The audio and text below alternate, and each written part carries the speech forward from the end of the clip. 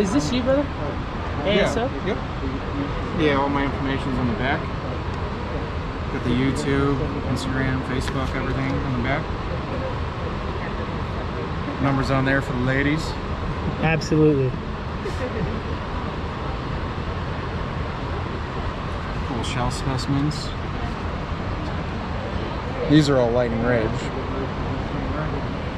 This one's got some good red. Oh, wow. Is red the rarest color? Yeah, they say red is the rarest color in opal.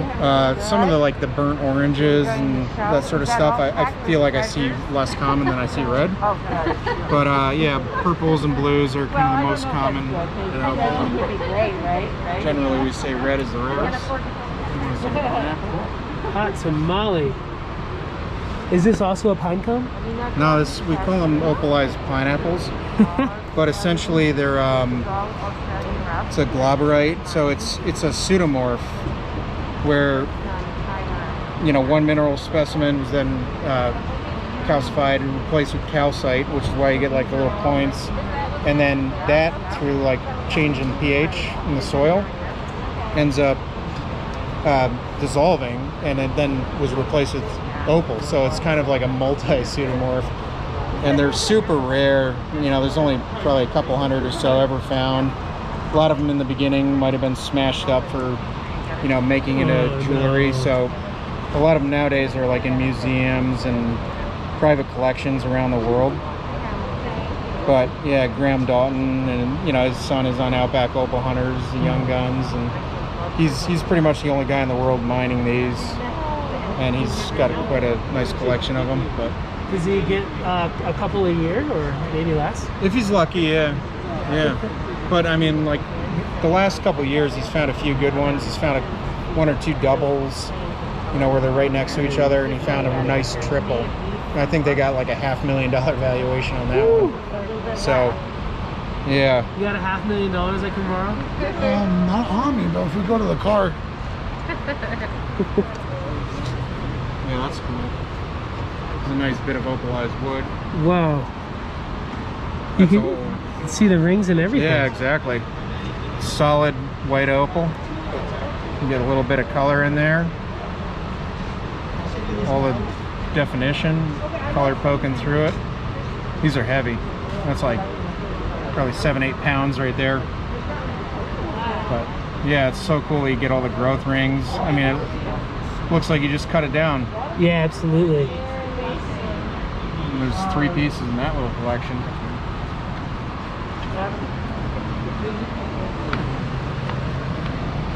That is too cool.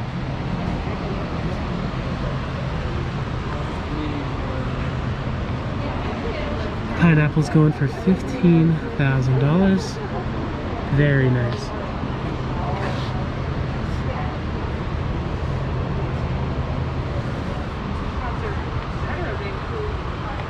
Nice shell plate.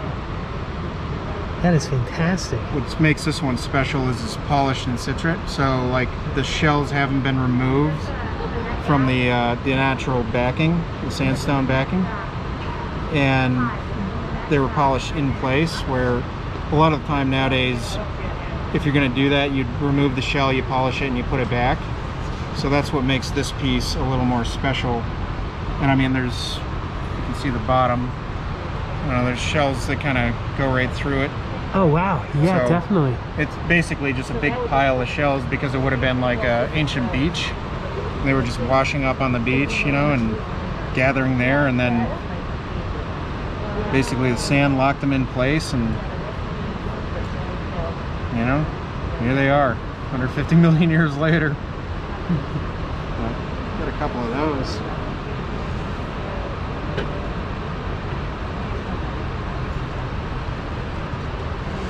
What is this white matrix in this piece right there? Yes. That's just, I like to use this as a teaching example. So it's kind of how seam opal is in the wall when we find it. And what's cool about this one is it's got different types of opal all in one. So when I teach people about opal, I explain that common opal or potch is basically colorless opal, but it can come in different shades. And then, you know, gem opal or precious opal is what has color, or play a color. So this one's cool because we got white opal potch. We got, you know, semi-black or gray opal potch. We got a gem color bar. We got black opal potch in there, you know, turning into black opal. So it just kind of shows how it can change like throughout the seam, and it's right in the, yeah, kept it right in the matrix. It'd probably cut a couple nice stones, you know, especially that thin bar there, but that's all you need to cut a gem. It just has to be paper thin of gem color, and that's really it.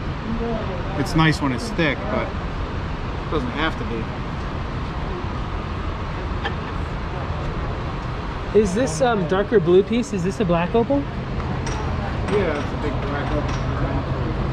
About 470 carats. I just left it really natural shape. When how it came out of the wool, I removed the sand and clay. It's actually not finished. It's gotta go like another step or two. If you don't mind me asking, what grit roughly would you take opal to? I love opal. So generally I take all the opal to a 50,000 grit polish. Most lapidaries go to like 3,000, then maybe 14 before polishing. I basically take it to 1,200 grit on the wheel, and then I do lapsa or cerium oxide for the final polish, and that's 50,000 grit. That's what the eyeglass industry uses to polish eyeglasses. So it gets it essentially, you know, 100% scratch free. You'd have to use quite a bit of magnification to see anything in it. Is cerium oxide what most opal people use? Yeah, for like black opal, white opal, cerium oxide is the preferred choice. Back in the day, they used to use like tin oxide, I believe, which is right at about 14,000 grit. Nowadays, we consider that not a professional polish or gem polish. But yeah, most of us use cerium. Some people prefer to use diamond, like 100,000 grit diamond powder. It doesn't create the same surface deformation like the cerium oxide creates, which gives you that glass over sort of liquidy effect. But yeah, it's sort of the industry standard now. Justin from Black Opal Direct, which is like the channel that most people get into black opals, he uses cerium oxide. Yeah. And I didn't know if it was just something he liked or if it was probably the best. Yeah, it pretty much is the best. Some people in Australia use lapsa, which is basically cerium oxide, I think, mixed with something else, and that's what I use. Lapsa? And, yeah, it gets the job done a little quicker and gives you a little better finish. But yeah, any commercial cerium will give you a pretty good opal. You can use optical grade cerium oxide, gives you a really nice finish. And the good thing is a little bit goes a long way, and it's not very expensive, and it's reusable. So fossil's actually got a nice belemite in there.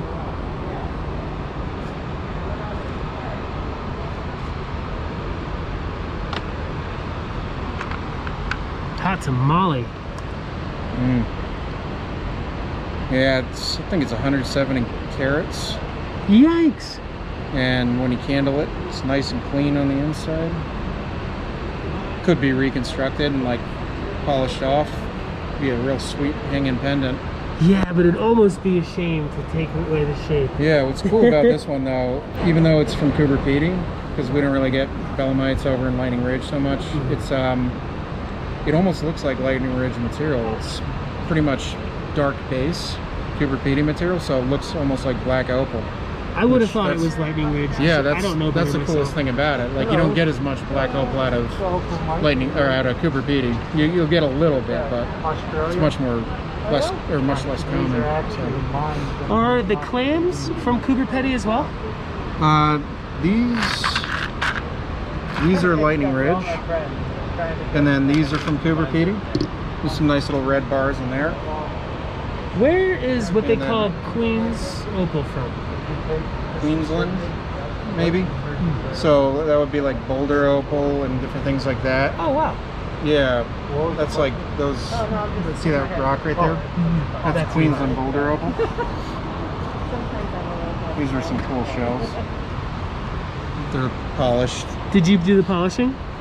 On these, no, I got them from a mate of mine, but he's into the opal fossil thing, so believe it or not, even this dark one is actually from Cooper Pedy again, so another dark base Cooper Pedy. It's a lighter Cooper Pedy. Wow. The other one's more like a skin shell. That's stunning.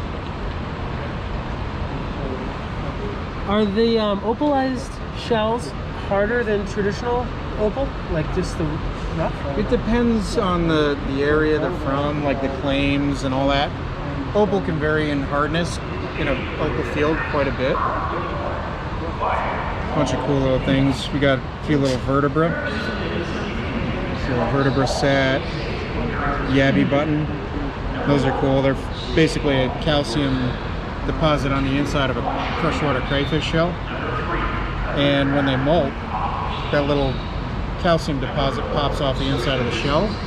Because they can't use their claws yet, they just suck on it to pump their body full of calcium like a vitamin so they can rebuild their shell again. Oh, wow. A little rib bone, lazy sore bone. And that's not polished, that's just like some cleavage or something? Yeah, just a little conchoidal fracture that happens sometimes in the mining process. An opal pine cone? Yep, that's a little opal pine cone. Yikes. Actually, I had a bunch of them and I sold all those this year. They're really cool though. Some of them I had nice color in them, good definition.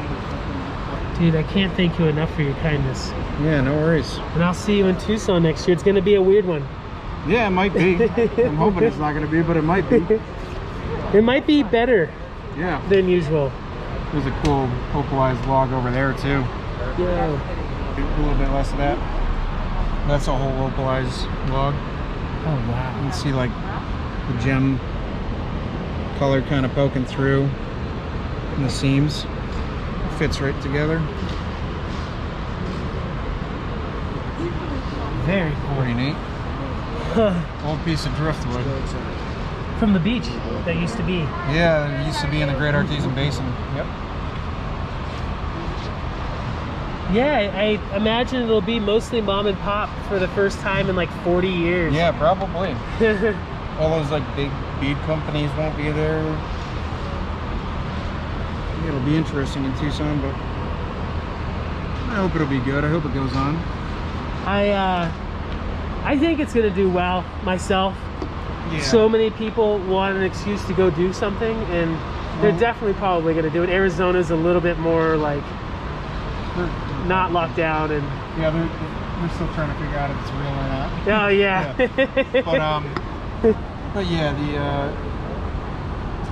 I just got an email from Tucson Gem Mineral Show yesterday saying that they're planning on doing it. You know, they're looking into all the rules and regulations now, so there are steps being taken to make sure that it's happening. So yeah, it's should be good. Some, you know, I wouldn't be surprised if a couple of the shows don't open, but you know, out of almost 50 shows, that's only a drop in the ocean. Yeah. I mean, Kino Electric Park, and I imagine they're definitely going to be open since it's such a wide open show. Yeah. But it's a busy one too, though. yeah, I wonder if like Gem Mall, it's so foreign heavy. Yep. Are they going to let 13 vendors be there? 90% of their vendors aren't going to show, they might not do it. You know? That's what I'm thinking. Thank you so much, Adam. Yeah, no worries. It's such a blessing, dude. Yeah, you too. Thanks a lot.